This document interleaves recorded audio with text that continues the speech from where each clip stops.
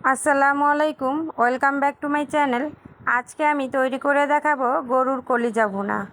কলিজার মধ্যে রক্তটা একটু বেশি থাকে, তো কিছু স্মেল আসে। তো কীভাবে এই কলিজা ভুনা করলে কোনো প্রকার স্মেল আসবে না এবং খেতেও দারুণ হবে, সেই রেসিপিটি আজকে আমি আপনাদের সাথে শেয়ার করব। চলুন তাহলে দেখে নেই। এখানে আমি গরুর কলিজা নিয়েছি। গরুর কলিজার উপরে যে পাতলা সাদা আবরণটা থাকে সেটা আমি তুলে নিচ্ছি। এটার কোনো প্রয়োজন নেই, এটা এক ধরনের রাবারি টাইপের। কিনার থেকে যখন এই আবরণটা টান দিবেন তখন এই আবরণটা উঠে আসবে।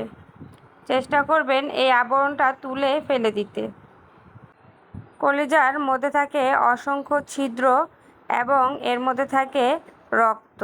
আপনারা চেষ্টা করবেন এই কলিজাগুলোকে ছোট ছোট টুকরো করে সিদ্ধ করে নিতে, তাহলে এর মধ্যে থেকে যত রক্ত আছে বের হয়ে যাবে। লক্ষ্য করলে দেখতে পারবেন আমি ছোট ছোট টুকরো করে সিদ্ধ করে নিচ্ছি। আমি একটি পাত্রে পানি বসিয়ে দিয়েছি, পানিটা অনেকটা গরম হয়ে আসছে। এখন আমি কলিজার টুকরোগুলি দিয়ে দিলাম। বেশি সিদ্ধ করা লাগবে না, ছোট ছোট টুকরো করেছি তাই তাড়াতাড়ি সিদ্ধ হয়ে যাবে। 3 থেকে 4 মিনিট সিদ্ধ করলেই এই কলিজাগুলোকে আমি নামিয়ে 3 থেকে 4 বার ধুয়ে নেব। আমি কলিজাগুলোকে 3-4 বার ধুয়ে নিয়েছি, আর কিছু আবরণ থাকলে সেগুলো তুলে নিচ্ছি, আর এগুলোই কিউব করে কেটে নিচ্ছি। অবশ্যই আপনারা দেখতে পাচ্ছেন কিউব করে কেটে এগুলো আমি ধুয়ে নেব।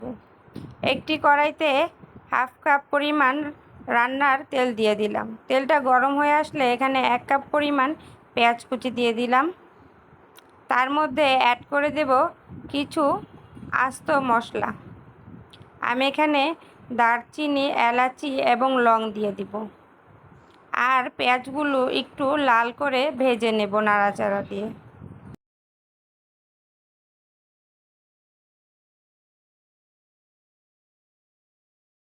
পেঁয়াজগুলো হালকা লালচে হয়ে আসলে এর মধ্যে অ্যাড করে দেব 1 চামচ পরিমাণ আদা এবং 1 চামচ পরিমাণ রসুন বাটা এবং 1 চামচ পরিমাণ দিয়ে দিব জিরে বাটা।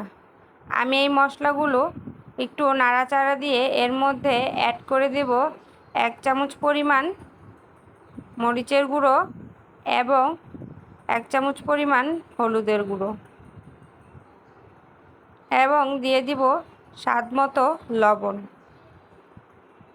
আর মশলা কষানোর জন্য এর মধ্যে অ্যাড করে দেব 1 কাপ পরিমাণ পানি। পানি দিয়ে আমি মশলাগুলোকে ভালো করে কষিয়ে নেব।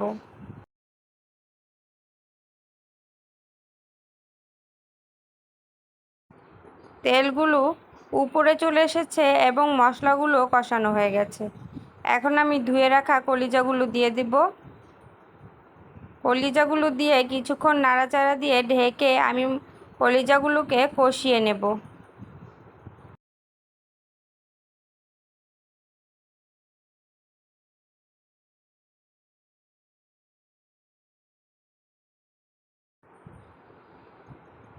পাঁচ থেকে 7 মিনিট ঢেকে যখন কলিজাগুলো কষানো হয়ে যাবে তখন আমি এই কলিজাগুলোকে একটু নাড়াচাড়া দিয়ে এর মধ্যে 1 কাপ পরিমাণ আলু দিয়ে দিব। আপনারা চাইলে স্কিপ করতে পারেন। আর দিয়ে দিব কাঁচামরিচ। এগুলো দিয়ে কিছুক্ষণ নাড়াচাড়া দিয়ে আমি ভালো করে রান্না করে নেব। এই কলিজা এবং আলু যখন অনেকটাই সিদ্ধ হয়ে আসবে তখন এই পর্যায়ে দিয়ে দিব 1 কাপ পরিমাণ পানি। কলিজা যেহেতু সিদ্ধ হতে বেশি সময় লাগে না, তো আমি বেশি পানি দেব না।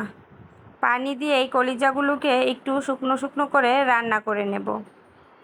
অবশ্যই আপনারা লক্ষ্য করলে দেখতে পারবেন আমি কিভাবে রান্না করে নিয়েছি। আপনারা চাইলে শুকনো শুকনো করতে পারেন, আবার অল্প ঝোলও রাখতে পারেন। যার যেভাবে পছন্দ তৈরি করে নিতে পারেন।